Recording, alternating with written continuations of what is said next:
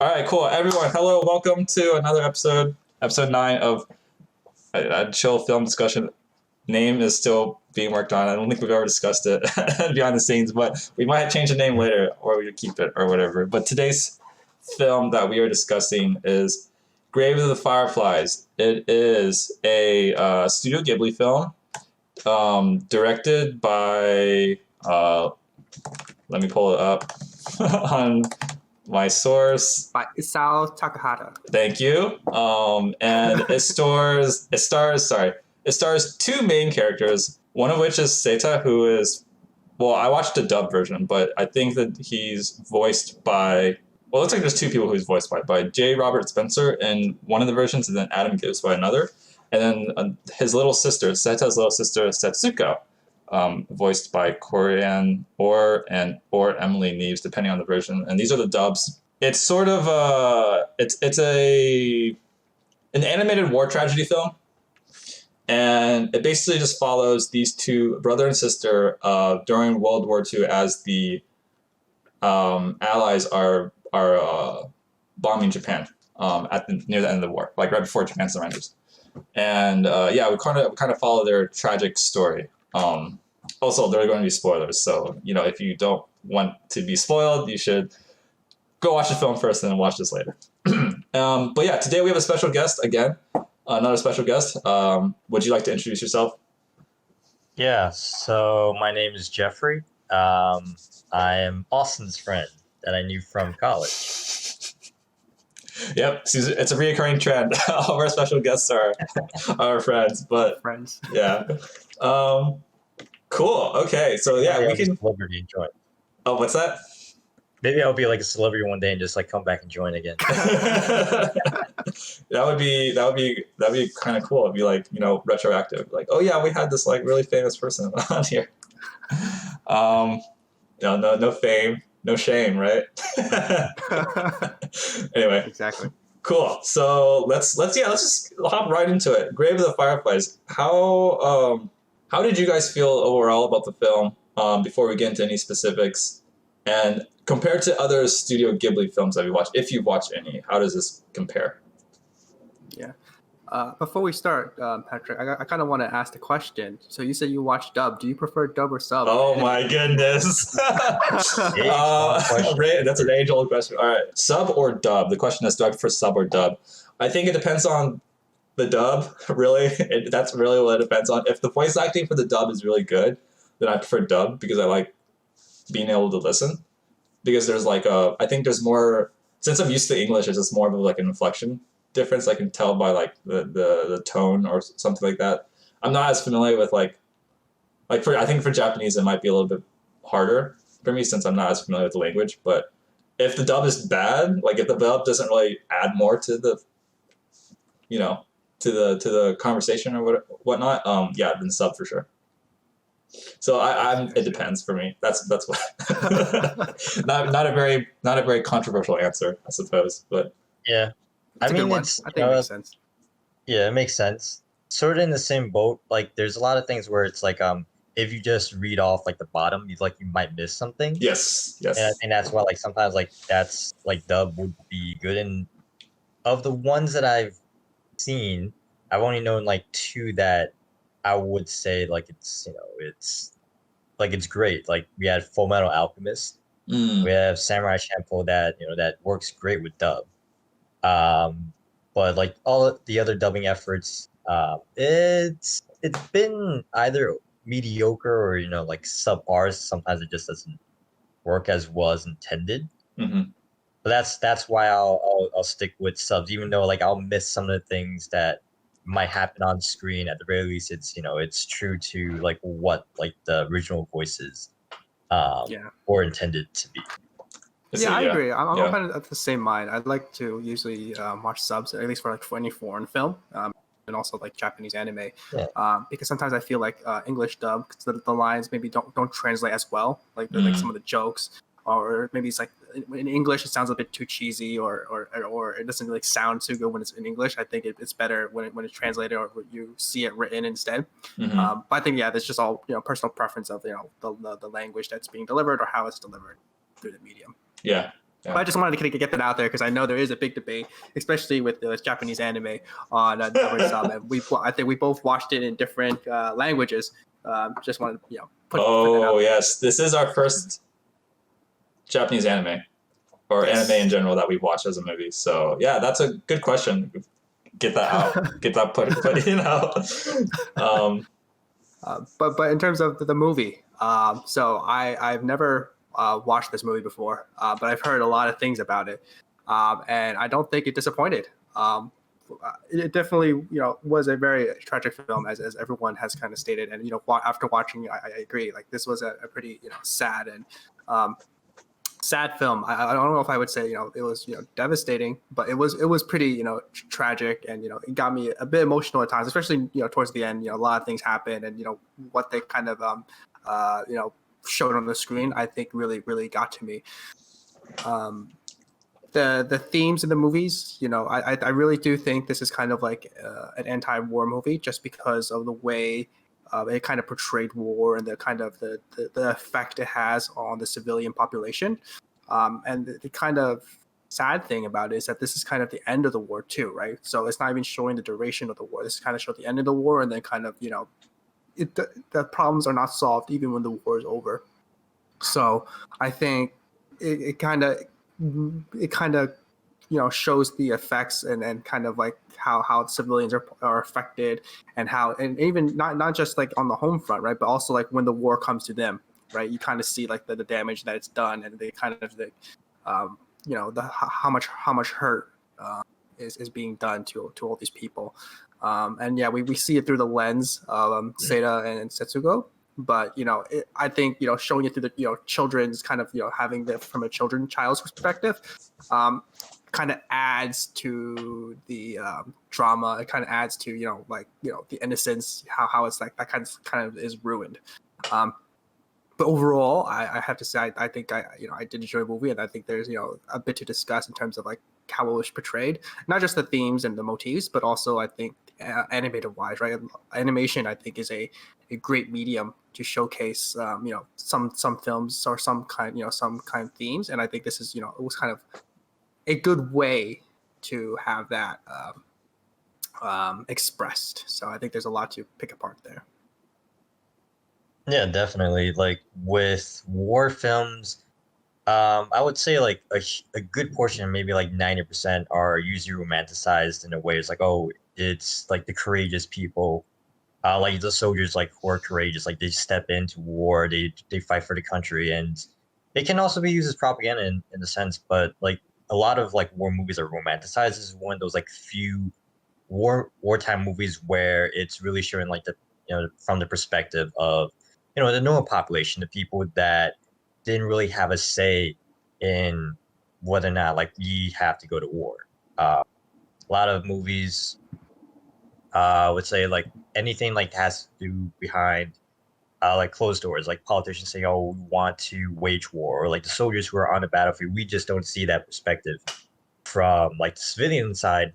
And I think this is it's a great movie. It really shows like really the day to day how they deal with it, how they adapt to like certain situations with the increasing whatever like the environment is, like people becoming more hostile, people becoming more self-serving. Like that's not an aspect people really see in war films, and this is it really brings like a lot of attention to that, like gives like a new perspective from like what other people don't normally see.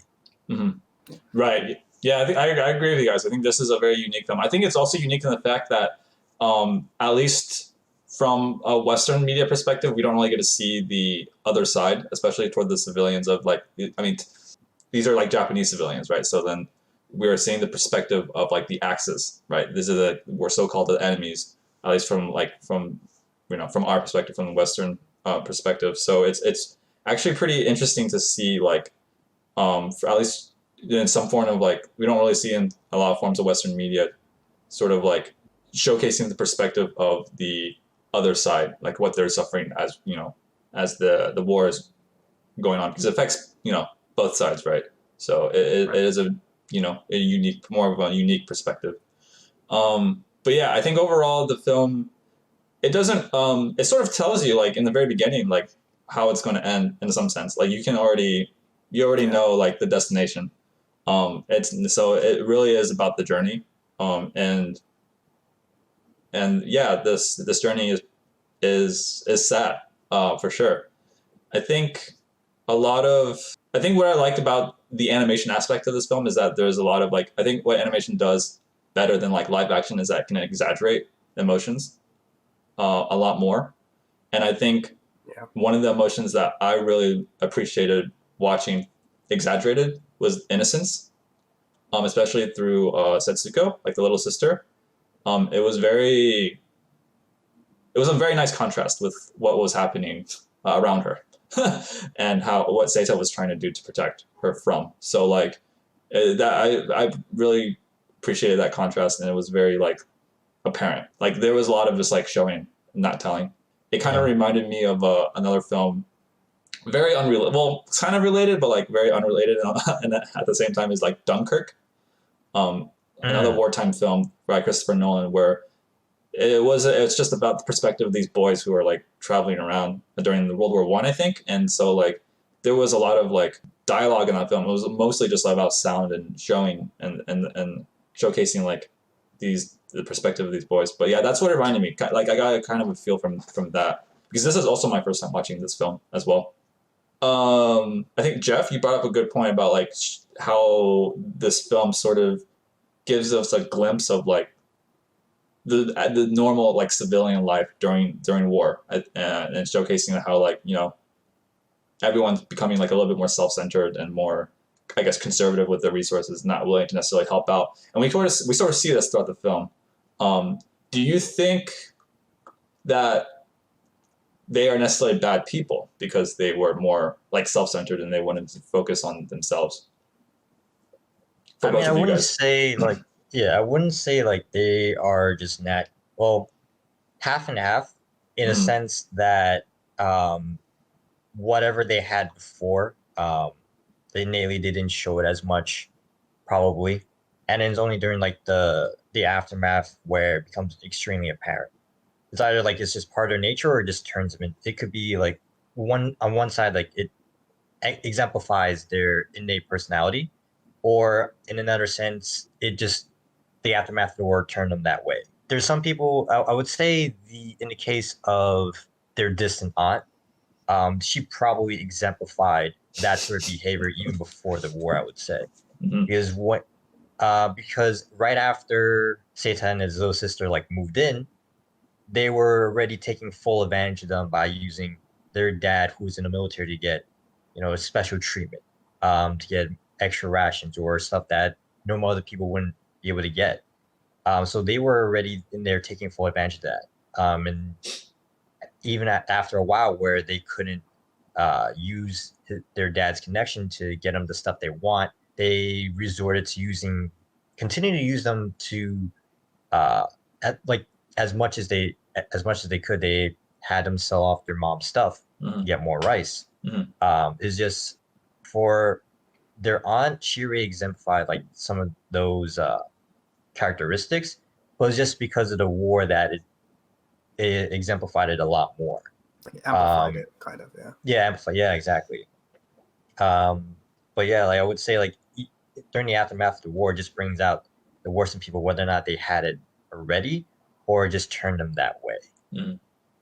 Yeah, I kind of agree. I mean, I think it's kind of like what happens when people become desperate, right? Kind of there's this desperation, right? Because resources are low, food is low for everybody, right? Like everybody's kind of in the same boat. And because of that, I think, you know, you start have people, you know, trying to, you know, look out for their own survival, right? So you have, you know, Setsuka and Seita, who come in and you know, they're kind of like extras to, you know, to the family, to the aunt family. The aunt family has to take care of her own. And then, you know, she's trying to, you know, but I kind of agree where she, you know, it's kind of passive aggressive. You know, she has her own to take care of, and you know, and these are kind of distant relatives, right? They're never really that close. They were just kind of the next kind of family in line. What that Seita knew, who was kind of in the area.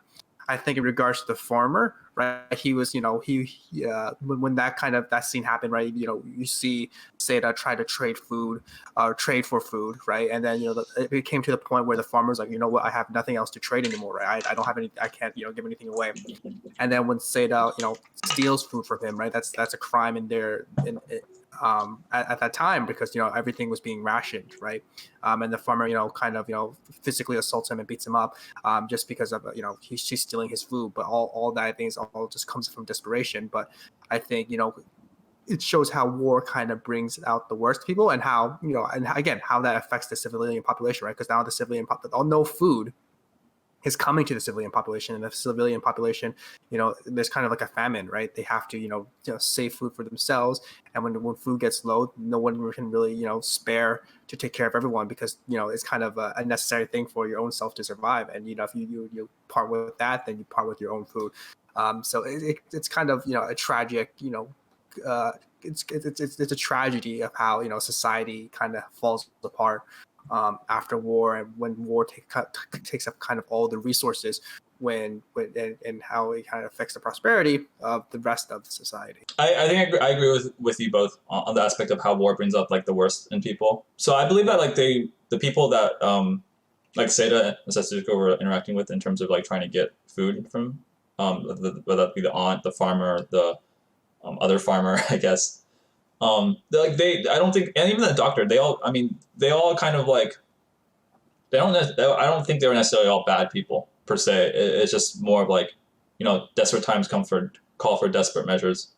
And I think that this film did really good job is portraying like realistically how people would react in these sort of times. It's not as if like people are going to be like very as compassionate or extend a sincere hand, especially when they're trying to like survive on their own, and everything is rationed. Yeah, I think the film sort of like continues to like, it was like a reoccurring theme almost, and I think the film did a pretty good job of like setting that in for the audience. It gave a good like an appropriate realistic expectation of like the civilian life and their behavior toward like war in general. Yeah, I think it kind of also amplifies by having the characters be like children, right? So you have the brother and Setsuko, who's Mm-hmm. like 4 or 5, and I think it kind of amplifies the fact. It's like, because usually children are seen in a sympathetic light, right? Yeah. And the fact that not even these children could get any help from Mm-hmm. anyone, from these adults, right? Mm-hmm. Kind of adds to the fact that how much effect it has on society, because nothing can even be spared for people who we usually are sympathetic to. Yeah, that's a good point. Like there's that point where in the beginning where they were at like the school, and a friend of their mom's was worried about them and brought them their ration of biscuits. Like if they didn't know, like they wouldn't have gotten it. Mm-hmm. And over time, like they did a great job, and over time you'll see like how people become just slightly more selfish. Like they didn't really change per se. It's just like their interactions with other people changed. Before you see like from the beginning, they got rations of like biscuits. Then they were able to trade for certain things. They would have like initially have like an abundance of food because their dad was in the Navy. Yeah. They were able to trade for some straw and some food from the farmer, albeit not very much, but they were still able to get it, until it got to the point where the farmer themselves said, "Oh, we can't trade you anything." I think it's like over time, people got more selfish, where I think a lot of it's like really like self-preservation. Like, yep. Oh, now that we just don't have like the resources, we don't have the time and energy like to help everyone out. It's every person for themselves at this point. And I think like part of it also like stems from how a lot of like how everything is run at the top, right? Like how government like rationed out everything.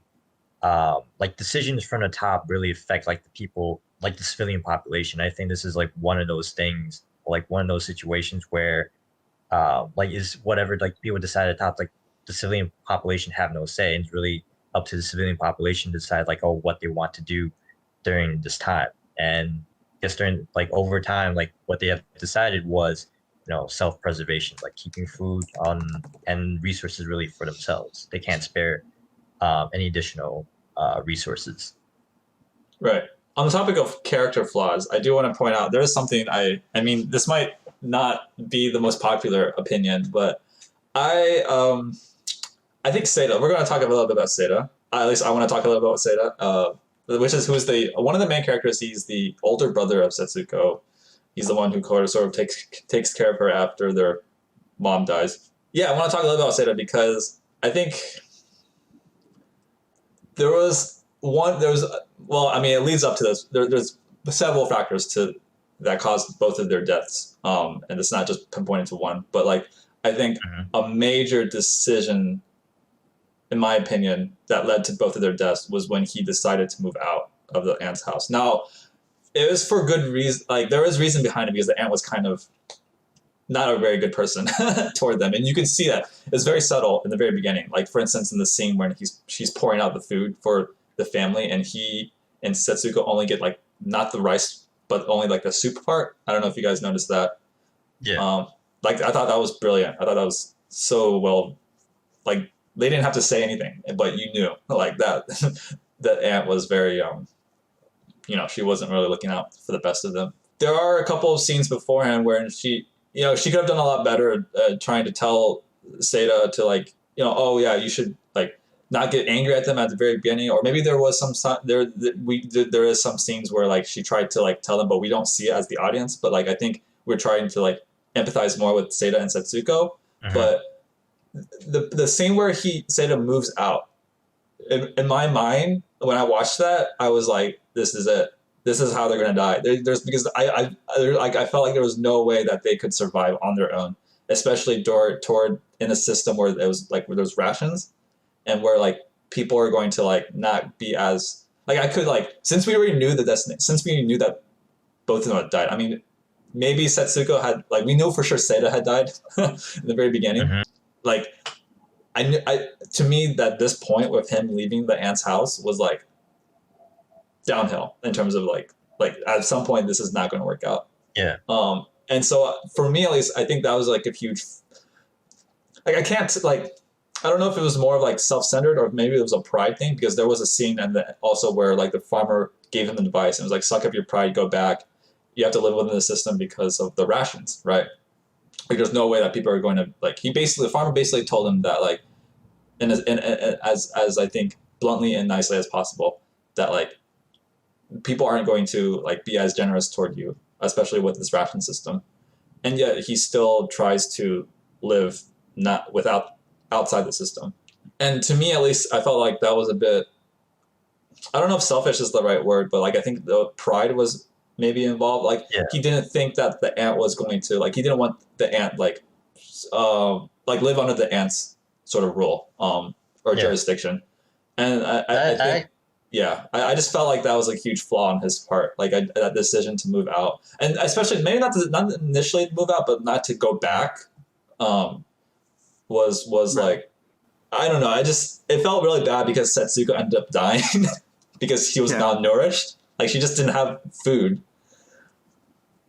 And it's like the aunt kept pushing, right? Like pushing them to the kind of live like, oh, they're getting no food and whatnot. But I agree, right? Like, it was definitely a character flaw, right? And we have Seita, who is a teenage boy and maybe is not making the most rational of decisions, right? After after having faced all this abuse, kind of like neglecting of food, kind of verbal abuse day in and day out, kind of hurting his own, as you said, his own pride, and that kind of pushes him out and he makes a decision. What, we can make it our own. But I think you're right that the turning point is like when Setsuko is starting to become showing the effects of malnutrition. Not going back to the family because he has his own pride, and I think it's also kind of a cultural difference in cultural values, right? This is the Japanese. He's a son of a military man, right? He has his own pride to uphold, his own family honor, kind of to put at stake. And then he also just wants to look out for the well-being of his sister. They don't think going back into that environment was good, but I don't think they're seeing it through the lens of that way. I think it's unfortunate, but Seita kind of stakes it out, says we can try to stick out to our own and kind of have this way of their own kind of survival. But I think, yeah, it kind of leads to the decision because they're out in the wilderness and Setsuko does die. But we kind of see already Setsuko kind of seeing the effects of having malnutrition, right? Like even when they start living, because they don't get as much food and there's no food to go around, right? But I think you're right. It kind of, goes downhill once they did move out. But I think there's that cultural values as to why Seita kind of, moves out and kind of doesn't apologize. And that's also, that plus the fact that this is a young teenager, I think kind of, he's making these decisions and nobody stops him too. Like the aunt kind of lets them go. Like the farmer doesn't say anything. The police officer, when they go to the police officer, kind of just says, "Yeah, go on your own." Doesn't help him. It's like, my sister is sick and dying, but no adult kind of steps in and they let him be on their own. Well, the farmer does recommend him to go back. Like he does tell him oh yeah, you should go back. But like it's like ultimately he doesn't. Like Seita doesn't. He doesn't, and then he later beats up Seita, right, for stealing his. Well, that was a different farmer, but yeah. Was it? Yeah, I think it was a different farmer. Yeah. I think like the one that told him to go back, he was the one where like he was eating rice, and then I just remember the scene where it's like he's eating rice, and then he just like takes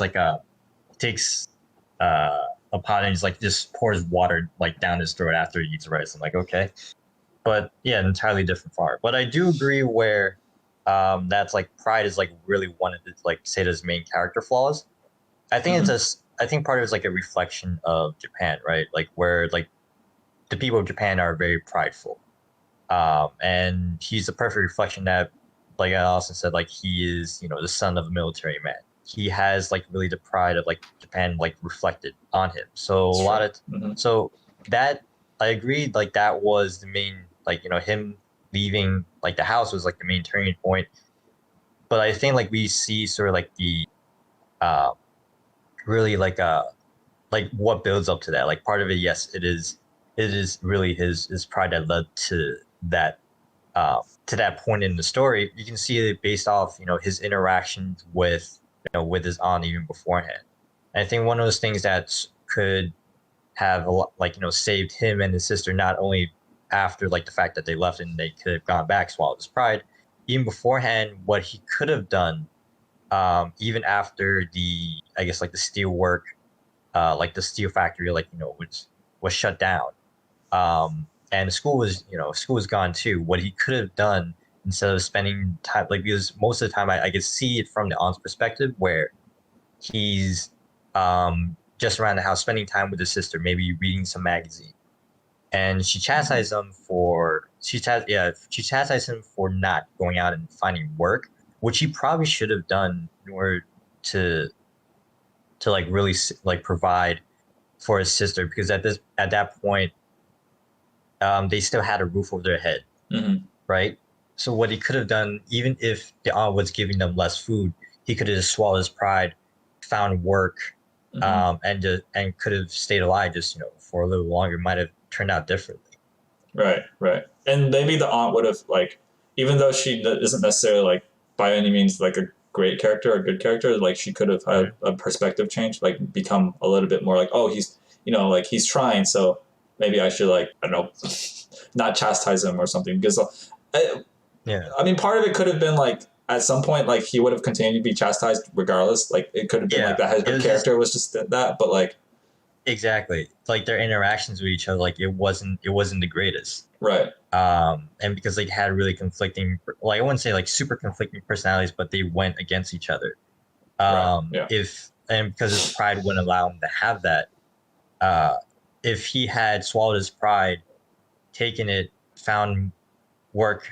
Otherwise, even though like it's like wartime Japan, it's hard to find work. But if he didn't spend all day with his sister, he could possibly found work. I know that's like I think like in his head, like he really wants to be there for his sister, and that's like that's one of the best things brother can do, to stay by his sister who is like 4 or 5 years old. But one of the things he could do is during that time is to sacrifice really his time to find work and possibly provide for his sister on the side, if his aunt was just going to give him and his sister like lesser meals, basically. Yeah, I think ultimately it just comes down to some pride.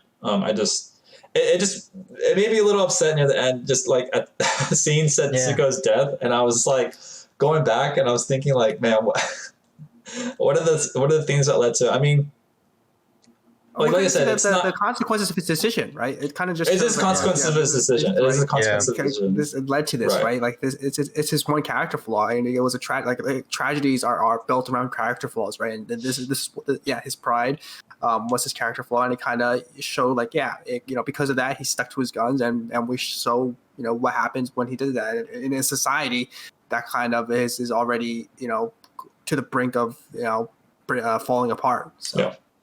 Yeah.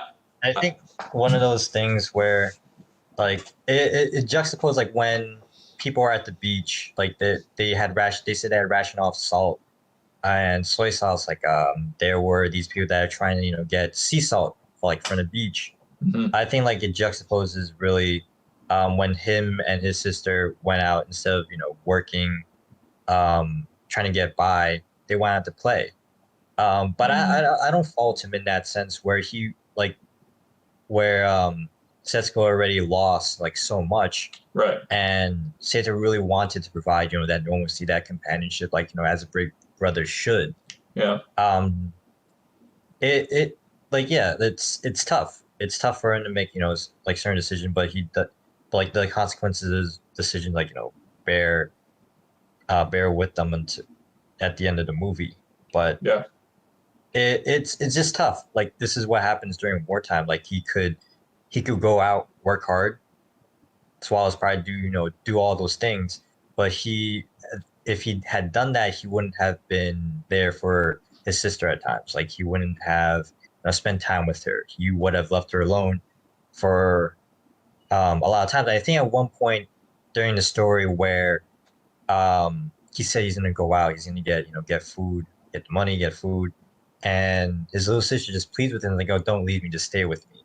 I think that's like one of the most heart-wrenching parts of the story, and that's why he didn't go out and find work, and instead stayed with her for most of the time. Yeah. But we kind of see that turn as well. Like at the end of the movie, they show all these times where Setsuko is alone, right, and she's just playing with herself. And I thought, like he kind of he was already, like go out there looting and trying to find food, and that's where his desperation is. And could that have changed if they stayed, right? If they stayed at the aunt's place and he was finding work. But you kind of see this innocence where Setsuko's all alone and he's not there anymore, right? Because she's trying to get her own food and playing games with herself. And I think that really kind of hit hard, that especially the end of the part where she's all alone trying to live life. She's playing games by her.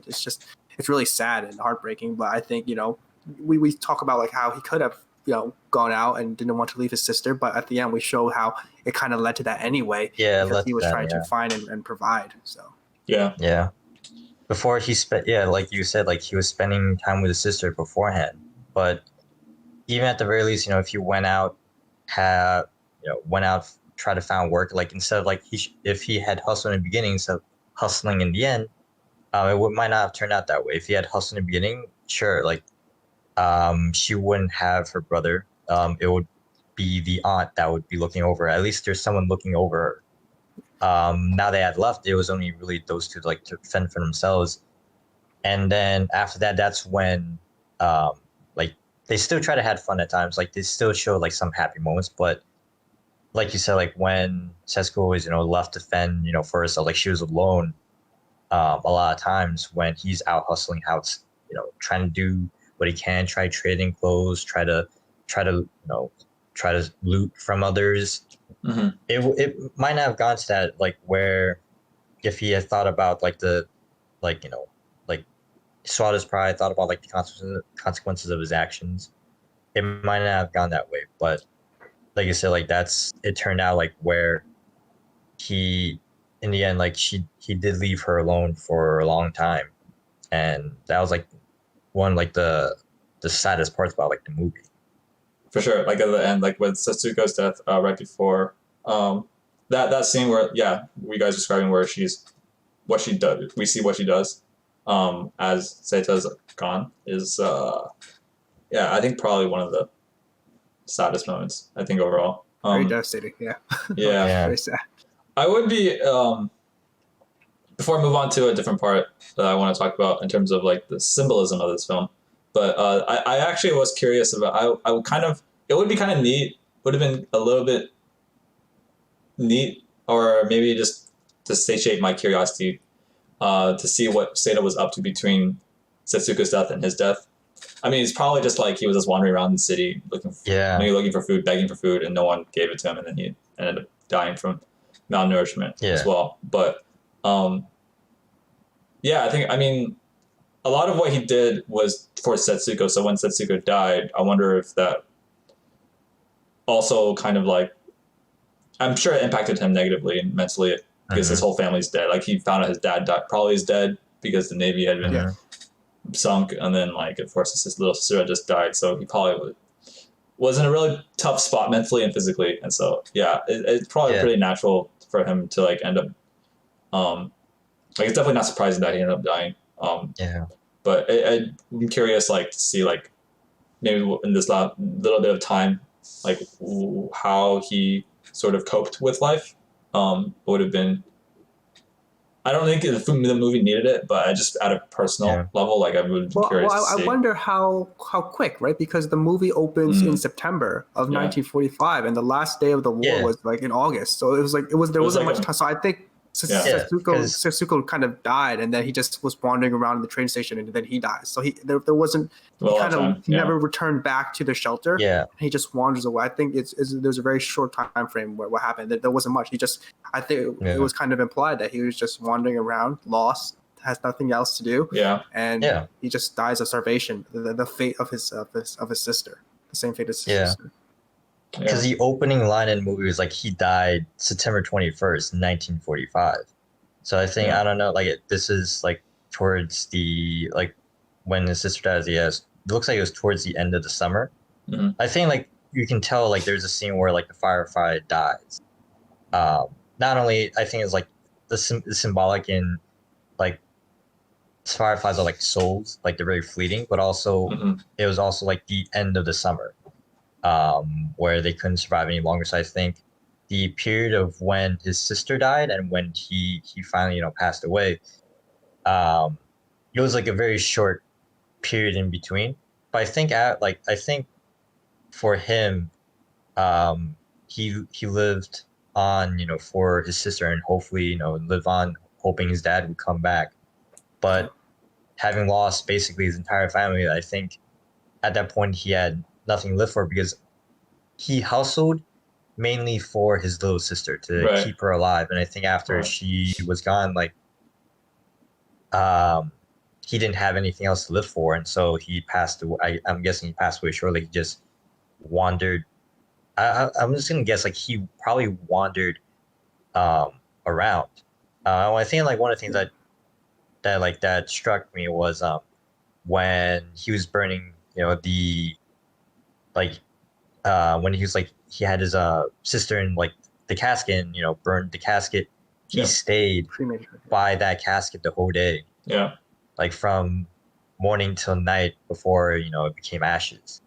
So I think at that point like I think we can I think like I can assume after that like he just wandered around. He never returned to shelter. He just like wandered around till he ended up in a subway station where it was the easiest form of shelter. And just passed away there. That's probably what ended up happening. But like going on to like the symbolism of this film, what are some parts of the film that you found really like symbolic, and what do you think they like represented? I think just the form of the way they told the story, right? I think you kind of hit the nail on the head right in the beginning, Patrick, where it's all about the journey, right? Because we already see the destination, and they kind of go, amplify that by them, waking up after he dies, and they go on a train station, right? And we kind of see them go back on their journey, right into seeing the past and how they lived their life and how it kind of came to an end, right? So I think they kind of show that in the beginning, kind of this kind of fantastical element, right? where it's just like, oh, like we see these spirits rise up and we see them get on a train, and each stop is kind of them going on a different, memory in life. It's kind of like the life flashing for their eyes, but instead of like it's flashing, it's just like living through it. We as the audience is seeing it now, of how it kind of came to an end. And then there's also a lot of, I think, kind of not flashback, kind of like flash forward, or kind of like they reminisce present times. time. No, so there are times where we see how the shelter, we see life as it is today after the post shelter, right? So we see like remember when the group of boys come down, there's like who they're fishing, right? This is a time post shelter, right? Post war, right? Post after Setsuko dies, but we see these boys kind of go around the shelter, and the shelter is kind of like abandoned. We see times where right after the end of the war, where there's a family that's coming at the end of their summer vacation. They're coming, into this summer villa, and then we pan across the lake, right, into the abandoned. It's kind of like it shows this like like post kind of tragedy, post-war kind of scenes where we show kind of the present day of how this affected. And I think that it kind of flips back and forth in that regard. I think it's interesting how they kind of showed this kind of contrast. I don't know if the boys, so the girls at the top definitely post-shelter, like post-war, when after the war. But I don't know if the boys was after the war. I think the boys was still during the war, maybe like very close to the end, because they were still describing how like their rations. They were like, oh, dried soybeans. I thought my food was bad. Yeah. So I think that wasn't post-war, but it was very close to post-war. I feel like it might have been, because I think that they were just both away. I think they were just both away and just found like the shelter. I think the next scene they had them come. They just come back. Yeah. But I like the point that you brought up, like with the girls like coming back into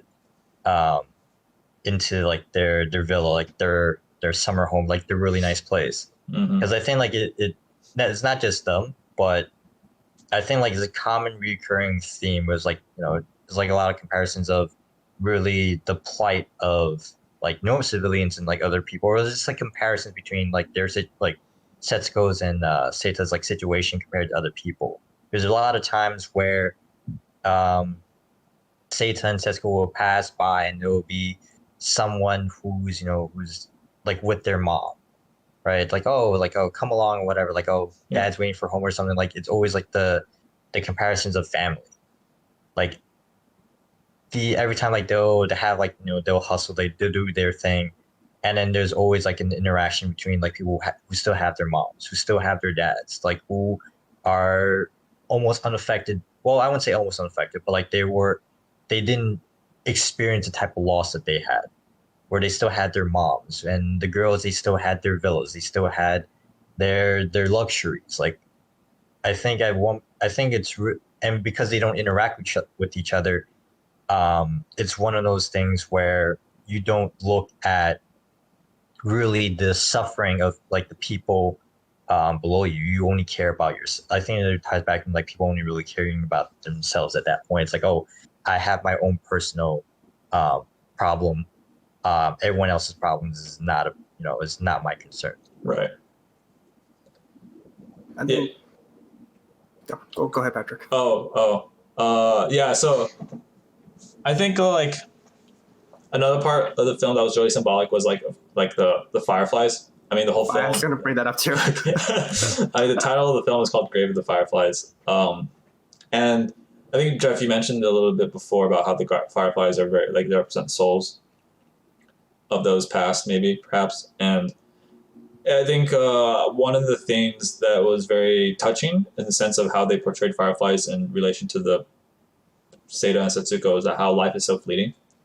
And why do they die so young? It was sort of like, okay, yeah, I mean, we already know that Seita is going to die, and most likely Setsuko. So it was sort of like a reminder that even though they can appreciate, like, it's very beautiful, like life is very beautiful with these Fireflies, it's also very fleeting, in some sense, because they die so quickly. Yeah, that's true. And I think also. You can go. I was just gonna say that, yeah, I think we kind of hit the head, point on the head. Like, yeah, life is fleeting. You have kind of this, And kind of how it's kind of very delicate, right? Like, Setsuko kind of crushes the firefly right in the beginning, right? And then before after that, he says you have to be, you're careful, close it, lightly and whatnot. You have to, kind of value. And this is, we see how, like the beauty of it all, like all these fireflies, but then, we kind of contain it into like the shelter. They all kind of pass away, and it's kind of like a mass grave, right? And how all these fireflies go into this kind of like mass grave, just like how in the beginning of the movie, all these people, all these civilians who die, go into a mass grave, and it's kind of just like showing like this, in like, I don't want to say like family friendly, because this is not like a very friendly movie already. Like it's all this death, but just kind of symbolize like, oh, like all these fireflies just kind of pushed into a grave and covered over, and we just we pray as one, and just like how all the bodies in the war just kind of all pushed into the grave. But I think we all kind of saw how these fireflies and just how it symbolized like a person's life, or how it symbolizes just how like life is so delicate, and just showing that. I think you already pointed out, Jeff, that one firefly just after they called it kind of falling apart and not falling apart, just like falling and dying, right? It kind of, I think that's kind of symbolized the turn of the movie, where it's just like, okay, this is where it goes downhill, and we kind of see the effects of like everything else that is going to happen to Seita and Setsuko. Yeah, and when you brought up like the grave, and Setsuko was like creating really that mass grave, there was like that one. I don't know if you guys remember, like there's that one cut where like right after like where she brought up the line where it's like, oh, she's digging a grave just like how they dug a grave for their mom. And there's that one edit where they unceremoniously like tossed her body into a pile, like for a split second, and that's when Seita started to cry, because I think that really like that part was like symbolic, where she's digging a mass grave, but she had a lot of compassion, because she remembered like her mother, where before they just treated her as like another body. They tossed her in that grave. And I think also like it's also like at that point it was a loss of innocence, I would say, because in the night before they were having so much fun, fireflies, they light up, and the next day when the fire, she had to dig a mass grave for the fireflies, that was when her innocence was gone, because she realized she's digging a grave for the fireflies, as well as understanding that their mom was probably the same way. Yeah. But I think it's different, because she's doing it out of kind of like Sasiko's doing it out of like respect, like these fireflies deserve a burial, right? But when we see she had kind of contrast it with the civilians, where even though they have a mass burial, it's just because we had to get rid of these bodies. We have to exactly. We have to, get it. But Sasuke, when Sasuke does it, it's just like, oh, I want to make sure that they have something to have kind of like last rites. So it's kind of like a contrast between like the way that the fireflies are treated and the way that the human population is treated, and the feelings that go into it, right? Not just like they did action. They did put like a little memorial there too. Right. Exactly. Yeah. Speaking of the memorials, or I guess the mother in general. So there was in the very beginning, like when the mother dies, Seita comes back with a box to the aunt's house, right? Yeah. And then this is like, and then right after that, there's a scene of like basically showing us that the mother had died, or implying heavily that the mother had died. This box, so like at least, and this box kind of like comes up a little bit throughout the film, but never is revealed what the inside of the box is. At least when I watched it, we never actually got to see like what the inside of the box is. Like my understanding of it was that it was the mother's ashes. Yeah. At least that's how I interpreted it. But I was wondering if, perhaps if there was something different that you guys saw from it, or if I missed something, because that's what I interpreted as well. I think it was the mother's ashes, or at least the ashes from the mass burial, right? So I think it was, I think it definitely was some kind of remains. I think because we see him like on the train, right, just sitting there, and we see another woman just looking down. I think kind of sympathizing, because they kind of, I think it does symbolize like, this is the mother, and he's trying to bring her along. And at the end of the movie, we actually see that box again, right? But it's in the shelter now. Yes. Yeah. So I think it does kind of symbolize, but I think it does. It actually it does show it is the mother or some part of her remain. I think it might be the ashes, but it definitely is something relating to her. Mm-hmm. Yeah, I don't like I think it was the ashes, but the one thing I didn't understand, like when Seita said he never went to the shelter and they're doing like a pan of like inside the shelter, of like everything that was left there. That box was still there. I don't know if they had like, I don't know if like it was like the creative liberty of them leaving the box there and really showing it's like, okay, the mother's like a separate part of the story. It's really a journey of, Seita and Setsuko. Yeah. Because I don't know like why they had left it there, because like I know like the movie is really showing the journey of the brother and the sister, but I'm not sure why it makes more sense that way, but I'm not sure why they decided to pan and show that box like remaining in the shelter. I don't know if you guys have any thoughts on Yeah, maybe the end of the family. One. The family kind of maybe that was like there. where in Seita's mind, that's where like his family because I mean Setsuko was buried on a hill like very close to that shelter, right? Yeah. And so maybe to him it was like, this is like home, or like, yeah, this is where like my family will lie, or as much of my family will lie to rest. Yeah, that's in my control, I guess, because he, like his dad, he has no control over that. Another point I kind of want to bring up, actually, another point of symbolism is the fruit drops, right? The fruit drops and the fruit drops box. Mm-hmm. I think that's actually a big portion of the movie, right? Because right in the beginning of the movie, right, we see him have, the train worker kind of, picks up the box and throws it, and we kind of wonder where it is. And I when I saw that, I immediately thought these were ashes, right? Because it kind of like there's like a bone kind of like came out of it, like white powder. Yep. So I thought this was ashes because of the context of the movie. I thought, these are ashes. Like this guy kept the ashes in the fruit drop tin, right? And we see, right, the importance of that fruit tin box and the fruit drops, right? Because and why he keeps the ashes there. It's because his sister loved them, right? His sister really valued these fruit drops. These were kind of like the little burst in life where she can have like sweetness instead of all this like kind of like the kind of tragedy in the world. She has like this little lay of life, and when he gives it to her to calm her down, he gives it to her to make her happy. When everything is kind of like gray and dreary, these fruit drops bring a little color, right, into her life, and she really, really enjoyed it. And then when they run out of fruit drops, she gets really sad. But I think it also kind of shows the turn of the situation. He tries to make it like one last effort of saving that remaining by having some of the juices by running water in through the box, but it's not the same, right? And I think kind of like when the fruit drops run out, that's when life is no longer sweet, or there's no more parts in life where they can really, really enjoy, and everything kind of just shows like this downhill. And right at the end of the movie too, right, we see her, eat a marble, right, because she wants that sweetness back. She wants, and that's really sad, right? Like there's no more fruit drops, but she's trying to make do with what she has, and she's left to being delusional and trying to grasp at something that cannot be there anymore for her. So I think that fruit drop, that box, really is like a big. It goes along with a lot of the imagery of what this movie kind of meant. And following it, and every time that is shown, is I think pretty significant. Yeah. I think that tin is an extension of herself, I'd say, in a way. Is that time where she was like when she was crying, like there's no fruit drops left. Like Seita just banged it out. There was. I think this is a point where it's also like it showcases her understanding, like, of like the situation, her sort of like growing up in a sense, where there was like a fragment and there's three stuck together.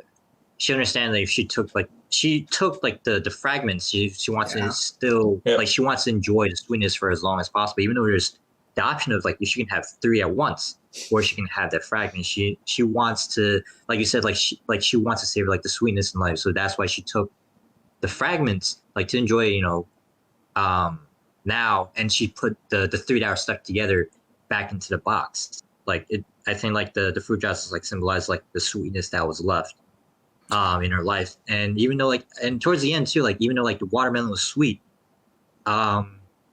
it didn't bring like the same type of sweetness as like the sweetness in life as did the fruit drops. So like the fruit drops and the tin can was really an extension of her happiness. Yeah.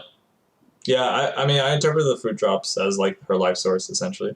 Like once it was gone, it was imminent. It was I mean, like that was. I guess that was more of a. It's more of a literal foreshadowing. Yeah, it's a foreshadow essentially. Like it was like, oh, there's no more fruit drops. Gone. The water, like he tried to muster up as much flavor from the water, and then it's all gone. To me, I was like, yeah, this is. She is probably going to die soon. Yeah, right after like the fruit drops are all gone, that's kind of like when they decide to leave, right? Decide to go away from the aunts, right? Or at least that there's like the last time that she had the fruit drops was when they were living in residence with the aunt. Because after that, when they're on the wilderness, they no longer had any more fruit drops. Right? And then at the end of the movie, she tries to eat the marble and tries to have that kind of the fruit drop again, but it's no longer there. I think it's particularly tragic that like Seita spent the rest of his money, or his mom's money, I guess, from the bank, trying to prepare a proper meal for Setsuko, but it was all in vain. It was like like almost, it was like almost there, right? He got the food and he was like, oh, I have chicken, I have eggs, right? And then he went to sleep and passes away. Like it was too late, right? At that point, like he had like all the food, he had the melon there, and it's just like, oh, like she's gonna make it. He doesn't end up making it, right? It's just it was too little. It was just too not too just too late at that point. Yeah, I think he like spent he probably like he spent all of his money on like trying to make like as much of a good meal for Setsuko as possible. Maybe not buying the most like sustainable foods that could last longer, but like just trying to make like a really good. For instance, the melon, like perishable, like the melon, the eggs, all that stuff that she really wanted, and then in the end, like. It was all in vain, and you can see shots of like the ants on the melon, like the unfinished food. Just food that was meant for Setsuko, but was never consumed in entirety because of her death, which is like, it's really sad. just to think that it was almost all in vain, pretty much in some sense, but. Yeah, and it's kind of also like tragic, like how like she's pretending to make food, right? The rice balls, right? She rice balls, right? And there's also this one portion during like the end where we're showing Setsuko alone, right? Where she's making like these like I don't know, like something on like a stick, like mud balls.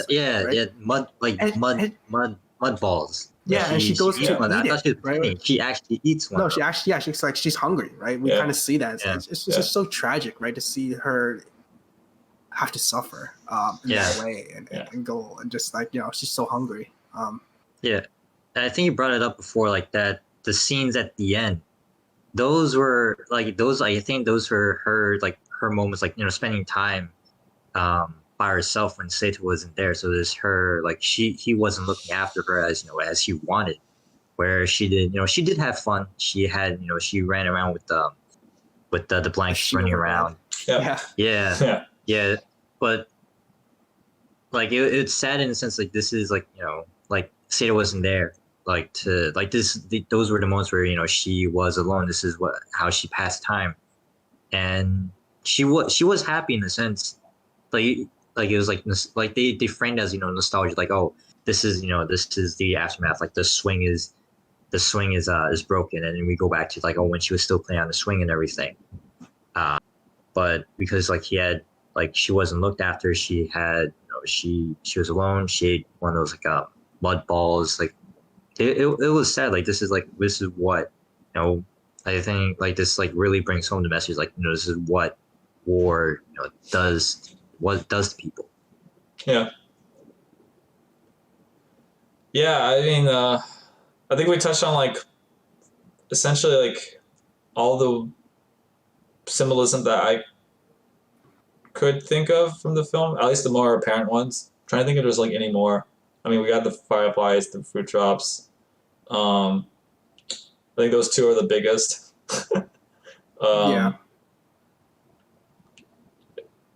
Yeah. Oh yeah, something else. Oh, sorry. No. Yeah, something else that was a bit of a. I don't know if it was like necessarily continuity, not continuity, but more of like almost kind of forgotten. Was that the mom's wedding ring? Oh yeah, you're right. Yeah, it's like like she's like she had like I don't know what happened, but like Setsuko had her purse. Like she's like she had her coins, she had her buttons and everything, Marbles. and then her marbles, and then Seita's like, oh, don't lose his ring, his mom's ring. I don't know what point happened to the purse or the ring. We just saw like whatever at the end, like the marbles that are left. We didn't we don't know what happened to that ring. I don't know. Like it was just never brought up again. Yeah, that is true. I don't recall any time where at least near the end where it's kind of brought up, and I don't know what they did with it. Right? Did he sell it or did they keep it within the purse? And was it burned? I don't remember. Was it burned alongside Setsuko? right.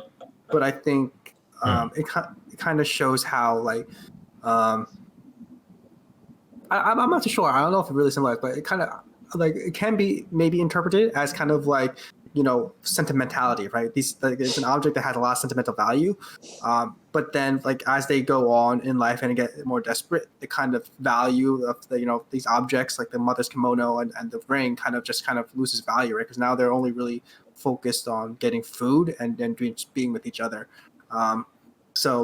But I don't know if maybe that was intended or maybe not, just because it was just like a ring, like a piece of jewelry. It doesn't really have any value to them once they're all in the wilderness, right? It can't anything be done.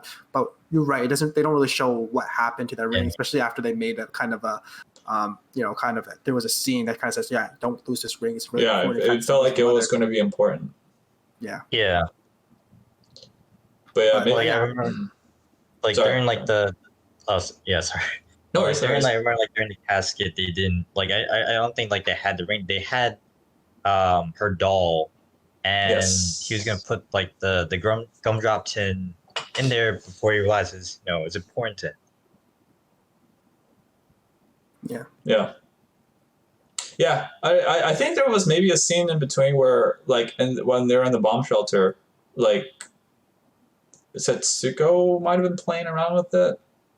There might have been like one scene with that, but it was after.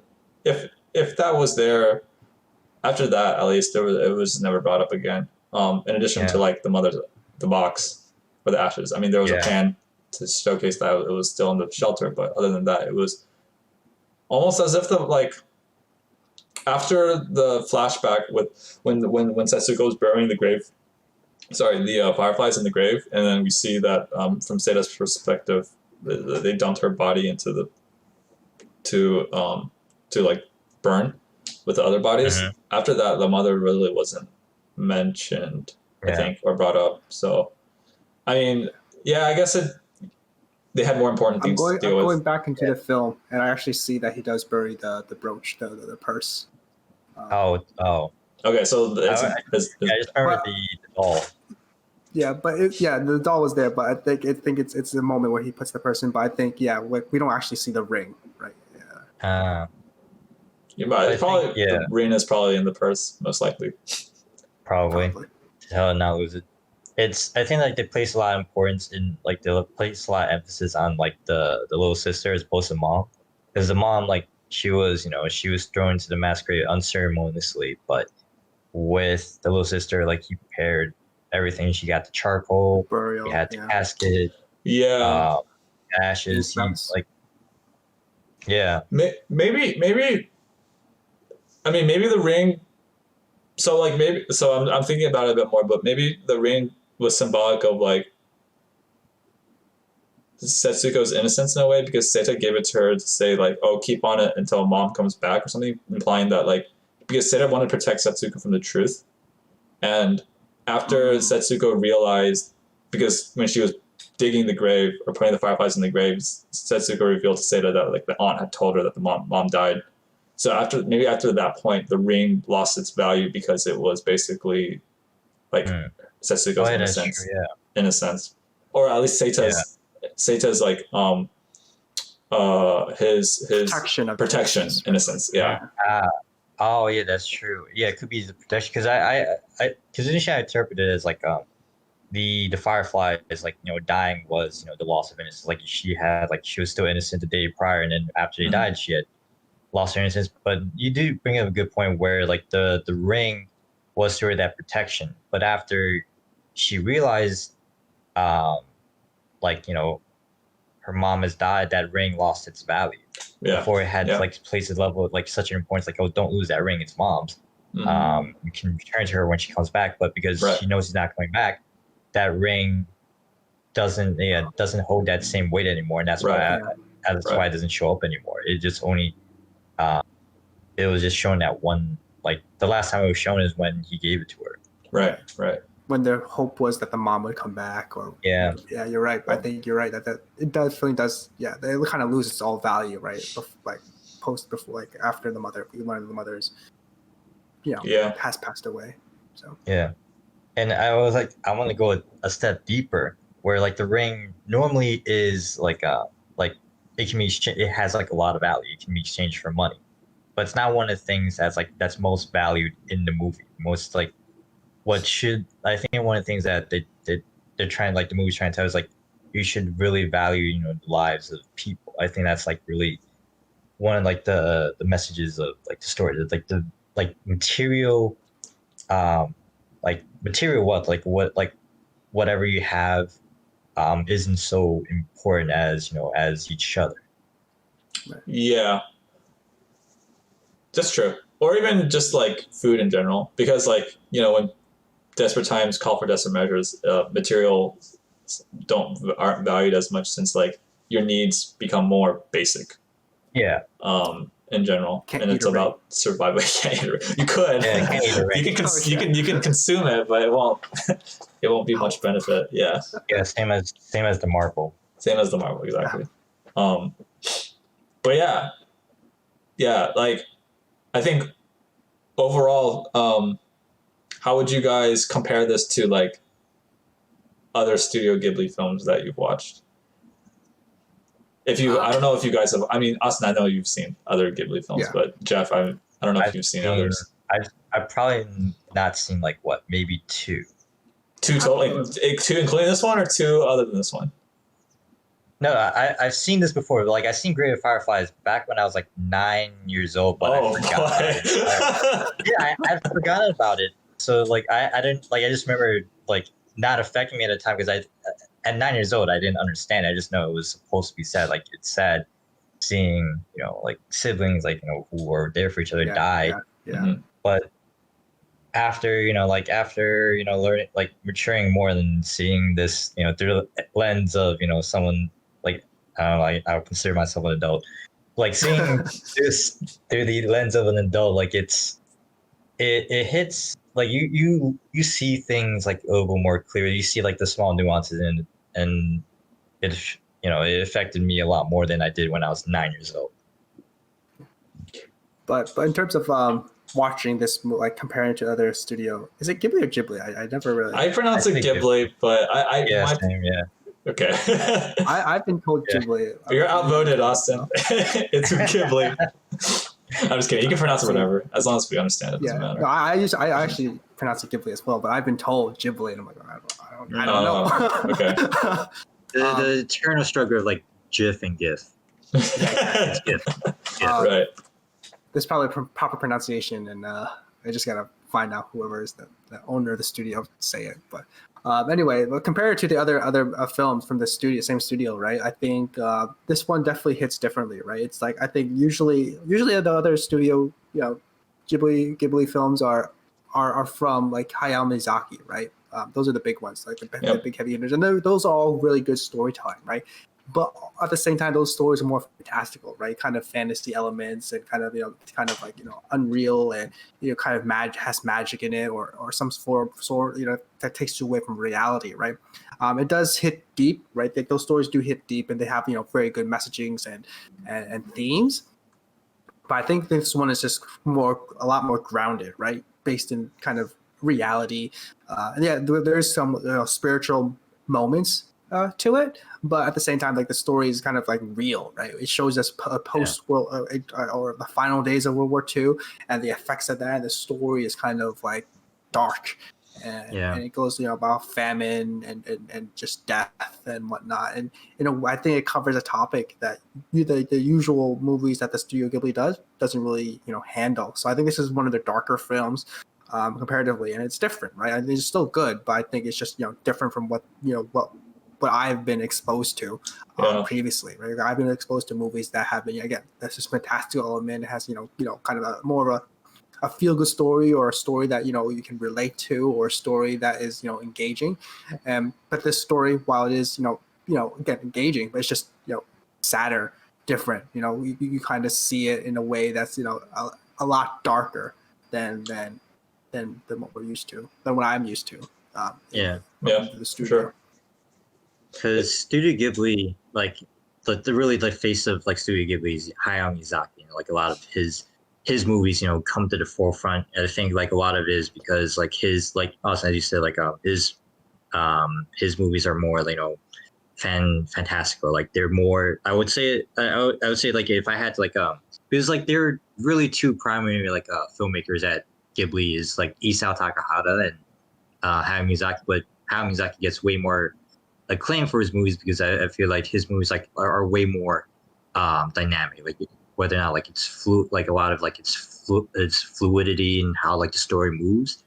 But Isao Takahata takes he doesn't get as much acclaim because he takes really that that slice of that takes a moment in people's it really looks dives deep into people's lives and really they're they some of his movies Whisper of the Heart really looks at people's aspirations, people how they live their life accordingly to the environment around them, as opposed to how Miyazaki stuff change, everything changes for them. They are free to change their own destiny.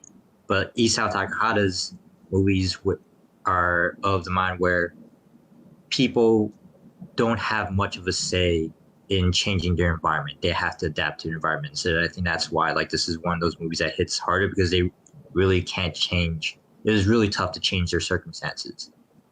And it's probably the darkest Ghibli film that they've ever put out. It definitely was. Yeah. Out of the ones that I've seen, it's definitely the darkest. And I think Jeff, you bring up a good point about how I guess Isao Takahata, his work, especially for this movie, it kind of explores way more mature themes compared to Hayao Miyazaki's. In terms of maybe themes might not be the best word, but maybe more mature setting, because this was very much grounded in reality. Yeah. Whereas Hayao Miyazaki's is more fantastical. There's more of a fantasy element behind it. Mm-hmm. And I think if we were to compare the overarching reach of the audience globally, I think for the perception, at least from the Western side of animation, is that it's very supposed to be much more geared toward this fantastical element of and a lot of perhaps for kids I've said it's more centered toward kids, whereas these mature settings and themes of such as portrayed in this film may not be as prevalent in the West as the audience, in terms of the audience, compared to perhaps in Japan locally. And so maybe it's not his audience, even though this film is, in terms of being the face of a studio and whatnot, I think that perhaps the reach of this film may not have been as far as some of Hayao Miyazaki's films, because of the sort of I guess the types of films that he directed versus the one that Takahata directed. Because of being grounded. I think you kind of your point this movie is not a feel good movie, right? Yeah, in terms of at the end, right? I don't think a lot an audience won't want to attach to. I mean, it's still very good, but if the Hayao Miyazaki movie, that's something that you can praise. It's oh yeah, this is a good movie. As Jeff, you said, the protagonist, is engaging and it is trying to change their own fate, and so we latch on and we relate and we engage. But with this movie, we kind of say, oh wow, we sit in, we reflect, right? It's deep, but we don't really have the moment to say, oh yeah, go watch this movie, it's fun. It's just oh, go watch this movie. It's deep and sad, and it kind of goes. It's a different feeling from this, right? That is maybe not relatable that everybody wants to watch. Right. And I think kids and adolescents may not be able to appreciate this film as much when they're younger because it does explore such mature themes. And so like as opposed to some of it maybe Hayao Miyazaki's films where even as a kid you can appreciate like the world building, for instance, of like his films. And I think that's a huge aspect of what like Miyazaki does so well, and maybe that's probably why he gets so much recognition is that his films are not only really prevalent in like perhaps in Japan but also in the West where like even kids can appreciate it. And like with Isao Takahata, I don't think he actually my bad. I didn't think he directed like Whisper of the Heart, but because I think like that has some fantastical element to it. But he did direct like other. Like another movie called Only Yesterday, where it's like more about like nostalgia on the past, and it's like again like it's like with Isataka, it's like his recurring theme would be mostly like looking back on like people's like the slice of life element, like how they deal with like stuff like their circumstances at present. I think that's one of the things that it hits a whole lot harder just because it's like a wartime movie. Yeah. There have actually been some, I was looking on the Wikipedia page, there have been some live action versions of this film. Really? I think there I kind of want to also talk about that as well, just in terms of like, could this movie, like how did you think this movie does as an animation? And how do you think it would relate to as live action? Could it have been done? I mean, it could have been done. Yes, it's been animation. I mean, live action. But what do you think about animation that this movie is told? How do you think about that medium, right? Having a story told through an animated form first before being adapted to live action. Yeah, I think in terms of animation, what animation does to be able that does better than live action is sort of this exaggeration of emotion. Right. So an audience member can really get a sense of like what a character is feeling based on how the character is animated. So for instance, I think I mentioned this before maybe from the very beginning, but like the Setsuko's innocence, and her sort of like carefree nature as a kid is really prominent throughout this film.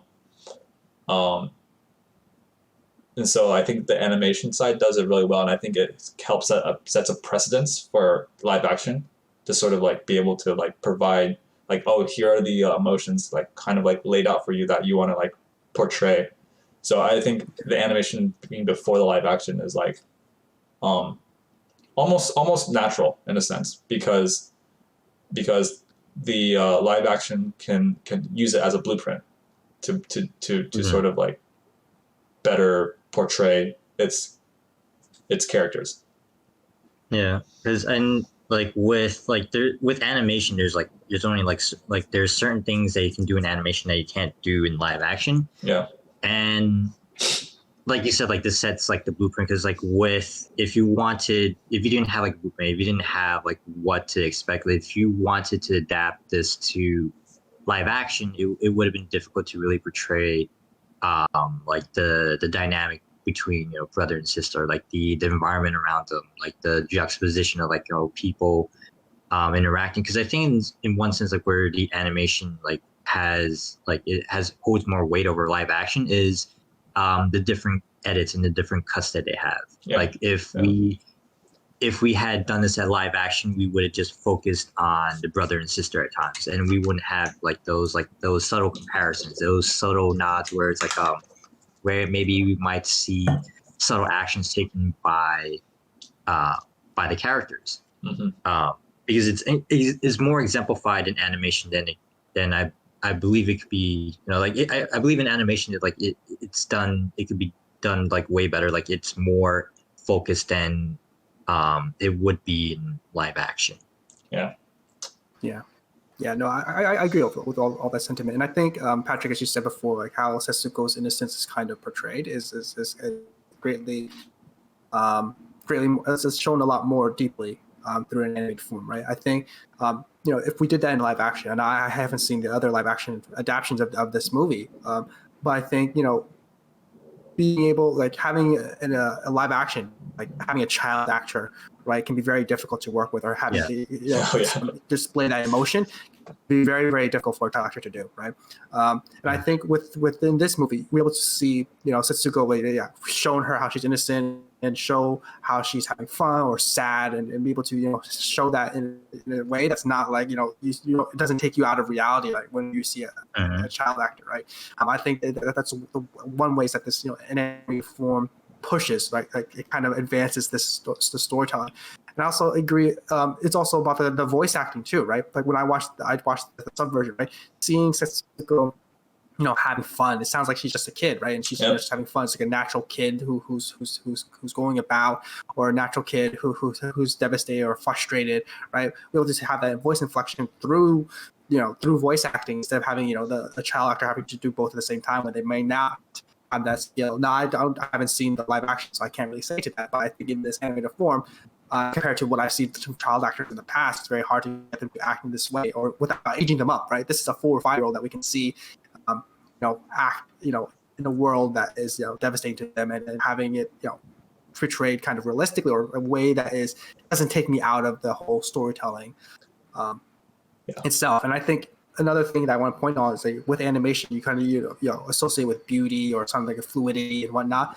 But also here in this animation form, it doesn't take away from the horrors of war, right? Right at the beginning, I'm kind of left still in suspense, even if it's animated form, of like, when the fire bombs are dropped, when we see the fire, right, drop from the planes, and it goes, all around. Like, we kind of, be suspenseful, like, will he make it, or will he, how's it, world around them is just kind of like, in a very deadly place.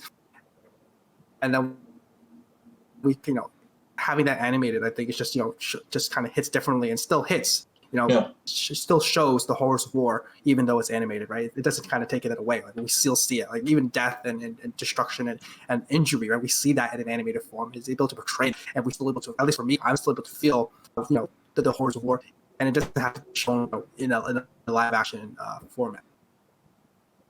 Yeah, totally agree.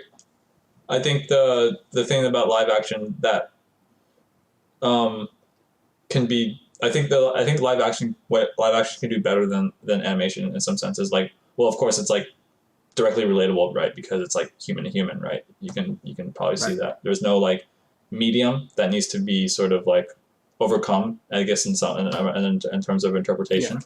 So that's one thing. And another thing is, I think there's with plots or themes that are more grounded, or with settings that are more grounded, where like there's no need for like world building, the world is already built because it's like historically. I think it's you can sort of portray the some of those aspects a little bit more meaningfully. Perhaps maybe like I said, the bombings, the effects of war, like death in general, that can be portrayed a lot more like vividly, I think, and more just like what's it called? Striking. Like it could be like more of like like in your face, like, yeah, this is something that's like real in a sense, almost, for lack of a better word. But totally agree. Yeah, I agree. Like, action can definitely show those parts, and this movie does, I think, itself to be told in a live action format. But the fact that it was told in an animated format first, I don't think it takes away from the story, right? Yeah, I still feel like it was still as immersive, right? Mm-hmm. As I would take it away from if it was, told in a live action format first. Yeah. Yep. Yeah. Cool. But yeah, how would you guys rate this film? And also, I'm gonna for those in the chat who don't know what this rating, I'm gonna define the rating a little bit, because Jeff, Austin, and I kind of like, we sort of like at the end of our discussion kind of like rate our film based on how we liked it, and then we sort of discuss like if there's any improvements that we could make if we didn't like it or whatnot. But yeah, in terms of like the rating that we do a scale like 1 to 10, and the way that I like to think of it is like groups of 2. So it's almost like a 5-star scale, but like I just subdivided to 10. So it's like 1 to 2 is basically like I like absolutely like I just wasted my there was nothing redeemable about this movie. I like literally wasted my time, and I wish I could unsee this movie. That's 1 to 2.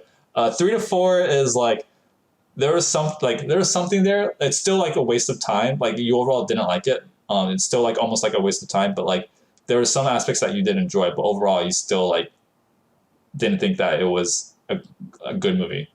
But there were some parts that you thought were like amusing or entertaining. 5 to 6 is 1, 2, 3. Yeah, 5 to 6 is sort of like your average. Like it's like, oh, you watched it, you didn't feel like you wasted your time, but you also felt like you didn't get anything out of it. It's like, oh, you like it was there. You watched it. You wouldn't necessarily recommend it to anyone, but you didn't think it was a terrible movie, but you didn't think you got much out of it. 7 to 8 is like starting, like 7 and above is like you would recommend this movie to someone in general. So I got pinpoint. 5 to 6 is something that a movie that you could recommend, but only to like a specific group, like a niche. Like it's very niche, depending on like, you know, who you think would enjoy it, but not to like a general, like you would generally recommend it. The 7 and above is like you would generally recommend it, but 7 and 8 is like overall good movie, had some flaws, but you can overall like you got something out of it, and you think that it was well told, consistent, and like well presented, like well executed in terms of the idea.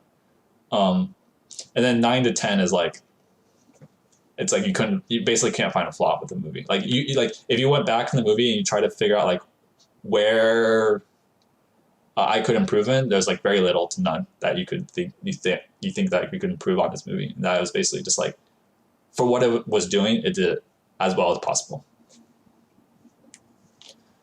And of course so that's sort of like how I think of the subdivisions. Scale. That's the scale that I think of. I think Austin kind of, I don't know if you agree with Austin, but let me know. I agree. I've been using kind of the same way, like in terms of like general likeness, right? And also I think the big one, I think what we've kind of defined earlier when we started this is just like how do we improve the movie, and it kind of like not like deducting points, but just like where can we improve? Yeah. And if there's not much to improve, having a higher score if there's more to improve, and and if we would recommend it or not recommend it, it's a lower score. 10 doesn't really mean it's a perfect movie, right? Yeah, it just means that there's nothing that we just that we can't really find any faults in it, just right? Or so there wouldn't be much that we would change to it, or there's more, has a lot more enjoyability as well. So I think we've been on the same page in terms of like how we want to how we do the rankings for each of our films. So I find it funny that we're describing our ranking at episode 8. Yeah, I guess it was because we never really defined it. It was also we never because really touched upon we never touched upon it. It was very like it could be very arbitrary, right? It's like, oh, how do you feel about it? But yeah. So should I go first or? You can go ahead. Go right ahead. I'm still trying to think of how I'd rate this movie. How to rate this? Yeah, I mean, for me, it was definitely a short movie, but I think it kind of lends itself to having it be told directly in the story. Like the story that they were trying to tell. And I can't really say there is much fault that I would probably give the movie. In terms of how these characters kind of reacted and how these characters kind of made decisions and how they went along with life. I think it's kind of realistic for a teenager to do, and someone who's trying to take care of her family, showing in a wartime effort. It was very interesting to see I think some of these fantastical elements in this movie, like with the train, the spirits, right? I think maybe this kind of lends itself to Japanese spirituality, or just trying to show this different just cultural difference. I think showing them on the train going back in life, I thought it was kind of I don't know if it was really needed, or maybe I didn't take much out from those scenes, right? I was trying to find a connection there, but I don't know how that kind of added to the story of being them going to the past, and as well as at the end, right, we kind of see a modern city, a modern I don't know, was Kobe, right? Kobe, yeah. Where they are, seeing this modern city, and just them looking over the view of a modern world, right? I mean, I think it hit nicely, and it's a nice tie up to the end of the movie. But I don't know if there was really much relation, right, to what it meant and what I was trying to get off of, like maybe like a modern Japan versus a World War II Japan, right? How that hits differently, how people appreciate life differently. Not sure how how that kind of fit in for me. Some of these just again spiritual elements to the movie maybe could have been taken out or just done differently or explained a little bit more, but it was all kind of just shown to us and how we take in the movie. But I don't think that was too much of a hit for me. It was definitely interesting again how the beginning of the movie kind of showed you the results, and I think that they did that well. Just in general, I think the themes and motifs of this movie, just showing the kind of like a slice of life and how this movie, how these characters go, was very interesting. I don't know if there's really much character growth, but it's just seeing their journey, right? Just seeing how everything kind of falls apart and how they deal with it. I generally, I really enjoy this movie. And I can't say there's much I would kind of change, but except for the few again spiritual elements here and there. So in the end, I think I probably I'd probably give it a 9. I would say it was a good movie. All right. I definitely recommend it, and I think there's a lot in terms of like the way that the story was told in a kind of gripping fashion, and you kind of the end you kind of you appreciate kind of like the journey that that these two siblings kind of go through. So. Okay. I agree. I feel that in a sense that like every scene had a purpose. Like there's nothing like it was like I felt like the story was well thought out. And I feel that the like really like when I guess like the spirit of the brother and sister like really passing through lives, like it really I think that serves as a vehicle to move the story forward. There's passing through like really the aspects, like different aspects of their lives, like instead of like having the story like move progressively in like a linear fashion. Normally I think them as spirits like reflecting back on those times really helps in the sense of like reflecting that like from like I think there's that one moment where the spirit was really looking at his sister crying and he didn't want to hear that. He closed his ears. So I think the spirit aspect helped the story move it forward. And I think like I don't think that was like the wasted aspect of it. I think also with a lot of things like with the movies that has done right is like the subtle changes that we made, like the subtle changes that aren't so obvious that we probably had to like read into. So it's like a movie I would definitely recommend for general, like I wouldn't say like someone who has like gone through this like in history class, probably like someone like in high school probably be able to understand and enjoy it. I would, but in a sense, I would recommend this for maybe for college students and above, like to really like dig deep, understand this movie, not only on like the cinematic side, but also more like on the human level, like looking through like what they go through. I think this is a great movie for that. I give it in the 9-10 range. 9.5. Nice. I thought we were going in blocks of 2, so I was like 9-10. Yeah, I mean, yeah, that's basically you gave it like a 5 out of 5. Yeah, 5 out of 5. Yeah, 5 out of 5. Same with Austin. Okay, or 4.5 or whatever. But like, if you want to subdivide, okay. All right, so we both gave it. All right, so yeah, this film, overall, I mean, I'd recommend it. I think it's a very good slice of life film, tragic film that sort of even like is very different from like other films that I guess maybe like on the Western media side portrays, because of course this is portraying the civilians of like the enemy, if you will, during World War II. So like I think it's a very like heart wrenching, like it's very like it humanizes the people and like just people in general, in the sense that like, you know,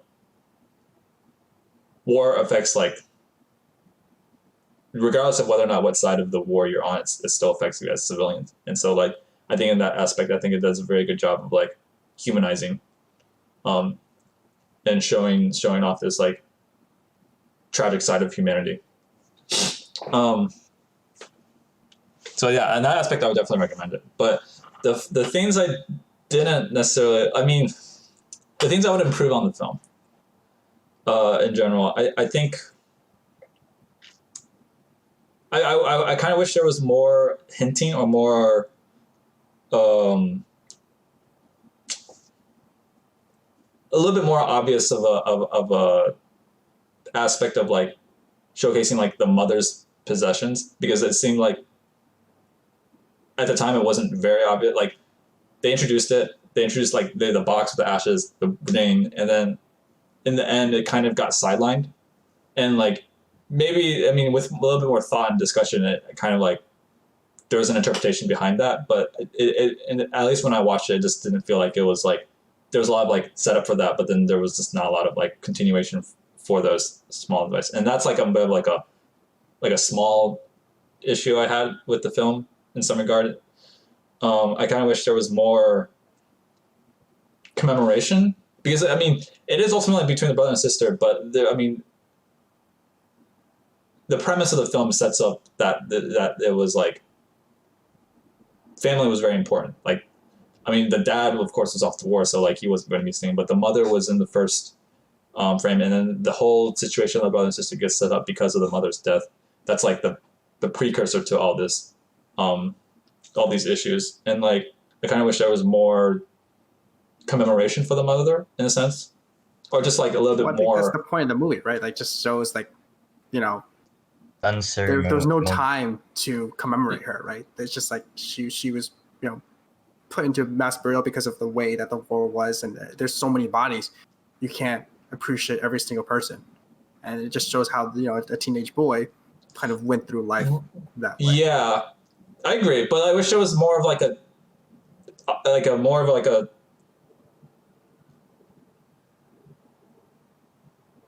I guess more of a transition. I mean, it's a small thing. It's just a small thing that I just didn't think there was a lot of like, could have been done a little bit more, because the wedding ring was like essentially forgotten, and like the ashes were also like just almost forgotten. Like that box that was there, it was just like almost forgotten. And now I know that the scene where like the fireflies being dug into the grave, and then the flashback of the mother being put into the grave, and that was supposed to be like symbolic of like, oh yeah, we're moving on, you know, like this is like the mother is like no longer like as important to the survival of these children because she's like passed, you know. But I wish those objects that were there before, because there was a lot of screen time. There was screen time for those objects. It just didn't feel like it carried through. Yeah. So it was like hinting at it, but like in terms of like the execution, the idea was good, but there was, it's a small thing. It's a small thing. It's not like, I'm not giving off a lot because of this aspect, but I feel like there could have been a lot more, like a little bit more screen time for like the objects. Yeah. Because I feel like they were forgotten. At least I like was trying to remember if they were even portrayed past the first scene when they were introduced. It was tough to insert those in. Maybe if there was like an extra scene that like you could probably like insert them in like probably towards the end. Towards the end, like the ring could have been like on the purse or something. Like it could, like we could have at least seen the ring on the purse. Yeah. Yeah. You know, something like, where we remember safe for the whole time. Right. She's exactly. Like, even though she knew about like the, you know, mom dying, like even though like we were saying before, like it lost its value, she still kept it because it was symbolic. It was symbolic, right? Exactly. Yeah, exactly. Yeah, we could have seen like the ring, like holding the ring in the casket. That would have been nice. Just a small thing, and then, but I think that a bigger thing I had that, and this is, it might be just more personal, my bias, but I just felt like I wish we saw. How do I phrase this? Seita's more of an attempt from Seita to like. I know he's prideful. I think that was like the big flaw of his character, and that caused the ultimately his death and his sister's death. But in some sense, I kind of wish there was more of like instead of like him choosing to like get out, like to leave, because he ultimately chose to leave, right? He wasn't like necessarily kicked out. It would have been really, I would have felt more sympathetic towards Seita's character. Setsuko, I felt really bad for, but I would have felt more sympathetic towards Seita's character if he had attempted to sort of like follow the aunt and do his thing, like find work, and ultimately the aunt just like kicks him out because like she's just bad. I don't know. She just was like, all right, we don't have enough rations, whatever. You're kicked out, regardless of like even after the attempt that Seita puts into trying to like live under her structure. And like they're just kicked out instead of like him willingly choosing to leave.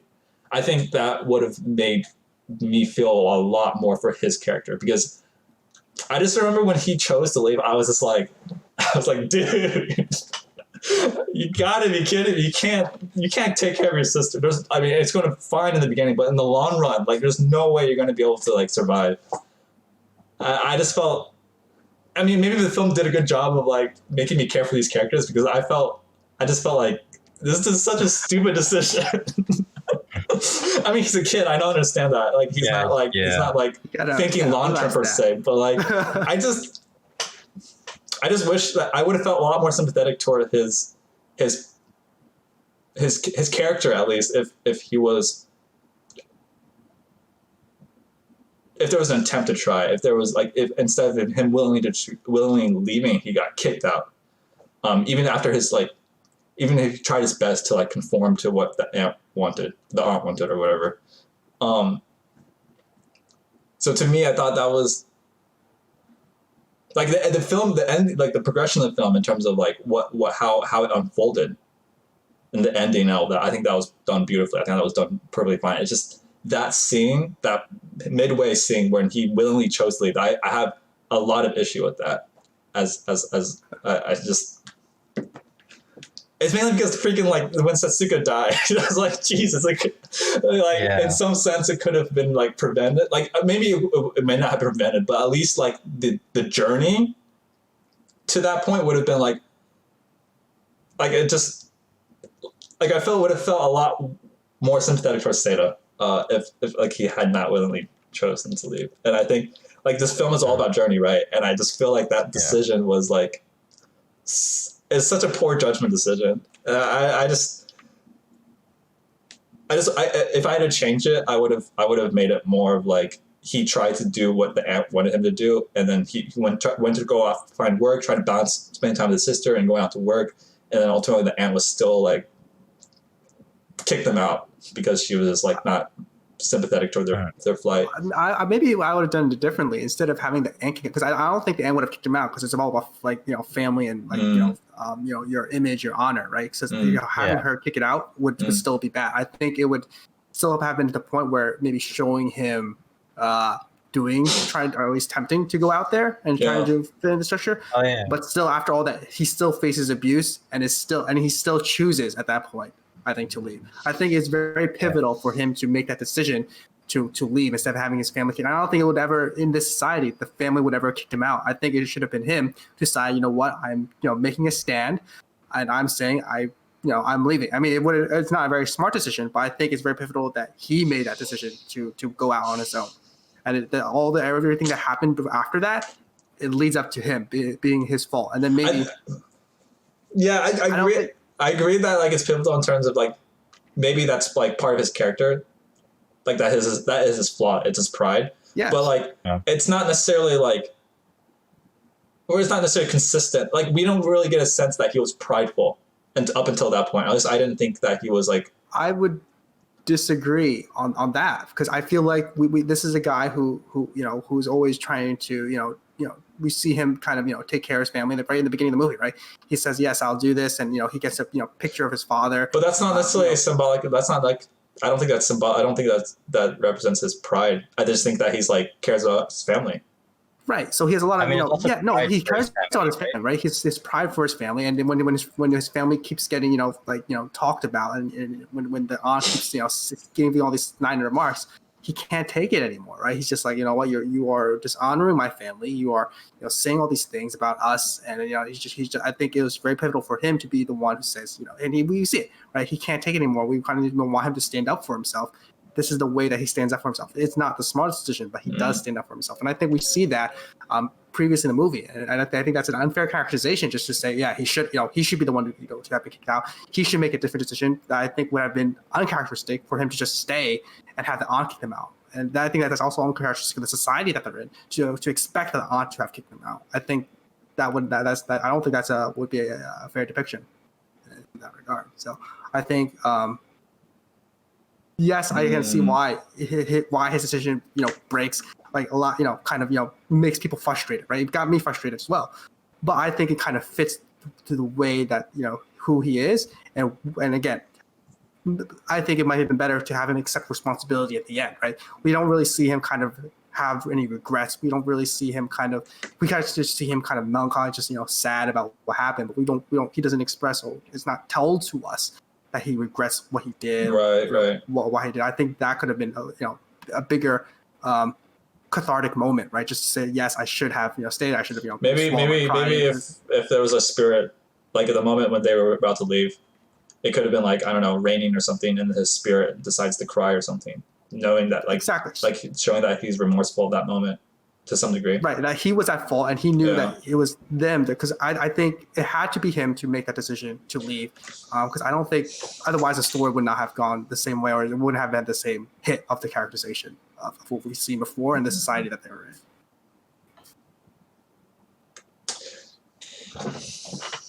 Okay, I can sort of agree. I can sort of agree. Like the ant kicking him out might be uncharacteristic for given the culture and whatnot, but like I still don't think. Okay, maybe. Yeah, she probably wouldn't have kicked him out. She would just like complained a lot. Yeah. She would have complained a lot. This might be going too far, like changing the film a little bit too much. But maybe like could have been another fire strike that burned down that house, and then like it's like, oh, he keeps on moving to these houses, but like they keep getting burned down, so he decides to go off on his own to live with his sister, instead of like living within this structure. But I think I just don't. I just have an issue with him deciding that it is. Maybe it might be a cultural thing. I don't know. I might be. That's probably what the difference is. But I just. I mean, there are instances in the film when it's not necessarily like he's given advice to suck up his pride, right? Like the farmer tells him to do that, right. But he decides he still doesn't do it. This irks me. Anyway, prideful guy, very prideful boy. Prideful boy that got his sister killed sooner than later. Yeah. Anyway, yeah. So I think overall, like,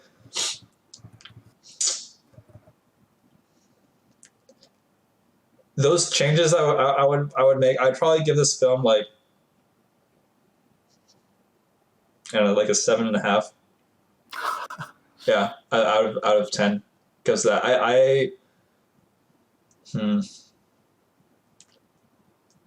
yeah. I mean, like I said, I would still recommend this movie. I think it's an overall great film, good film.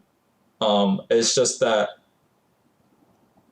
I think ultimately is like I just don't have as much sympathy for Seita's character because of this decision to just peace out when he has a little sister to take care of. Anyway, yeah, it might be kind of like my personal bias, but like in terms of how I would change it, I think I would change it to like make it more like not for him not to make that decision, because I don't think the film necessarily is better because he makes that decision.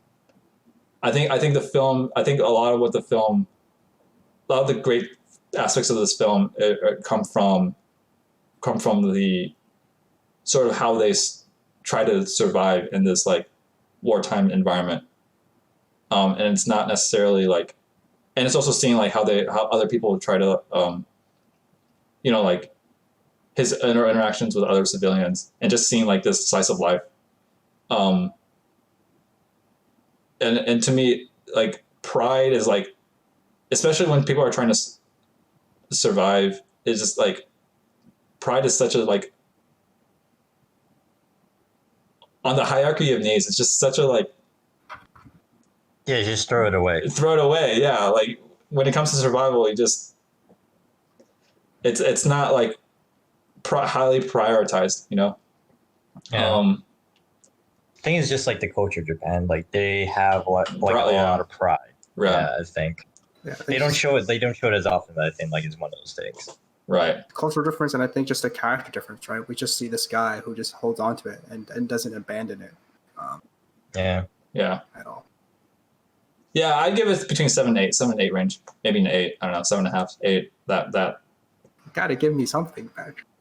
I gave you something. 7.5. Well, we'll put I will get a little bit more controversial for this for the audience. 7.5 is still a good score within his thing, like Blocks of 2. It's still great. It's still great. 4 out of 5. You can still recommend to a niche group. I would still recommend this to like people in general. Maybe like as you said, Jeff, that like an older audience, maybe not a younger audience, because I don't think they would necessarily appreciate it as much.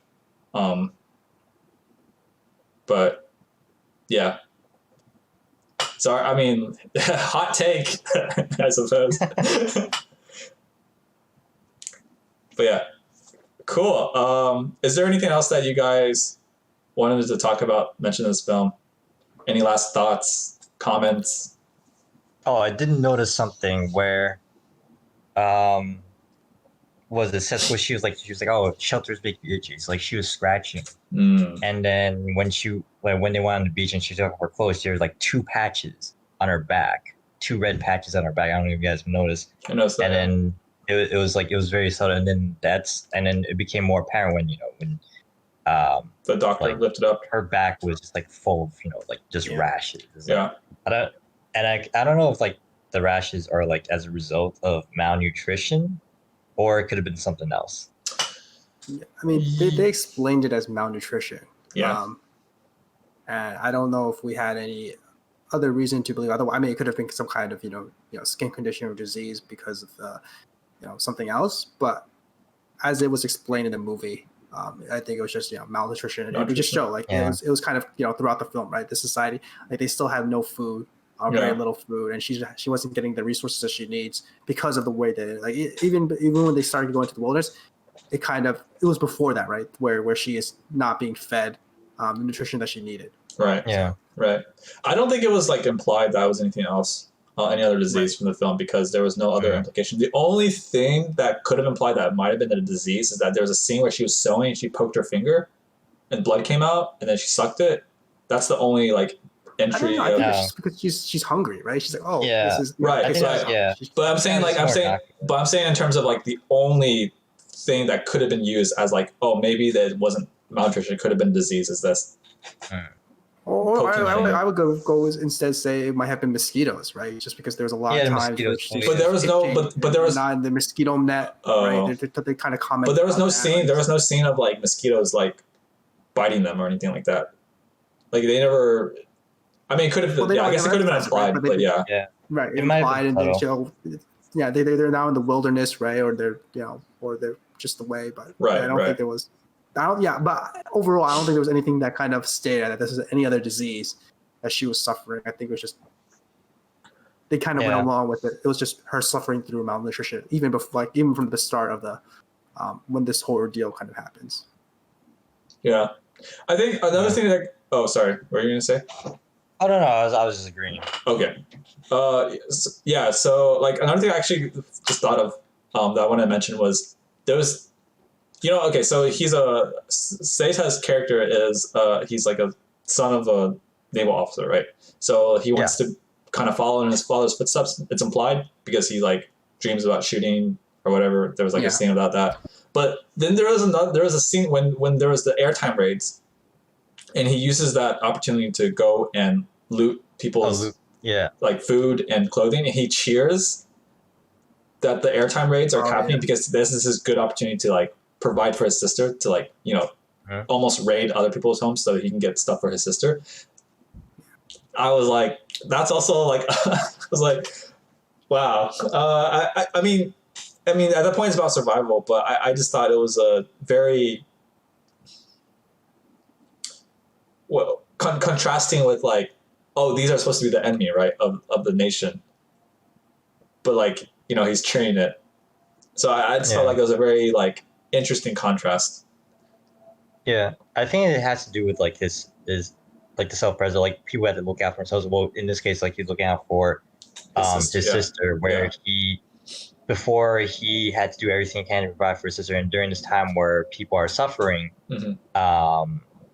and like they go to shelters and people's homes are abandoned. I think one, his aunt is suffering from this. Yeah, he takes her crap, and two, it's also where it juxtaposed like he stuffs everything in his jacket and everything. It's like he's getting fat. It's like it seems like I have an abundance of stuff. It's like the I got mine type of attitude, right? Where it's like I'm good. You guys who anyone like I think like that's like at the moment when he laughs like all you guys that laughed at me, that looked down on me, screw you guys, basically. I think I took it as that. Like, that's why he laughed. It's like, I now have stuff I can provide for my sister. And you guys who have, who beaten me down, you guys deserve this. Yeah. Yeah, I just thought it was, like, pretty ironic. In general. So I thought it was a neat, interesting thing to point out. But yeah, that's all I have. I've said my bit, perhaps. Yeah. Yeah, like that was the only like the rash thing was like the only thing I wanted to bring up because it never came up in the conversation. It's like, okay, I'm gonna save it for the end if there's time. Yep. Cool. Austin, do you have anything that you want to? Any last? I think thoughts? We covered a lot already. Yeah, we did. And I would say there's not much for me to add, at least to the current discussion. I think I said my bits. Cool. And definitely would say I recommend this movie to watch if you want to see something that it maybe is not too happy. Yeah. I mean, just something real, something to sort of like appreciate, sort of get an insight on human nature in general. But yeah, all of us give it a thumbs up. Would recommend. But yeah, for those of you who are still in the chat, thanks for tuning in, staying with us. I don't know how many there are, but yeah, thanks to our special guest Jeff. Thanks for joining us today. Thanks for staying for the entire time. And no problem. It's always a pleasure. It adds a bit of. We always like to have guests because it adds a dynamic and makes the discussion more interesting and lively. But yeah, we Austin and I we watch a movie each week. We discuss it every Sunday 11 a.m. on this channel.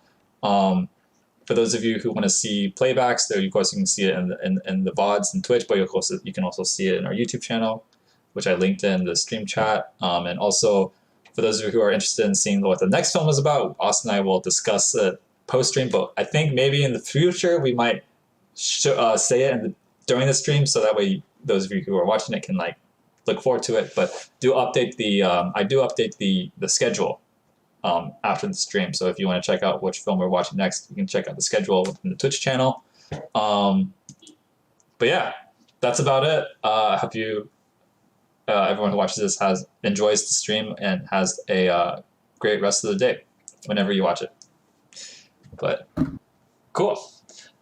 Peace, everyone. Thanks for tuning in.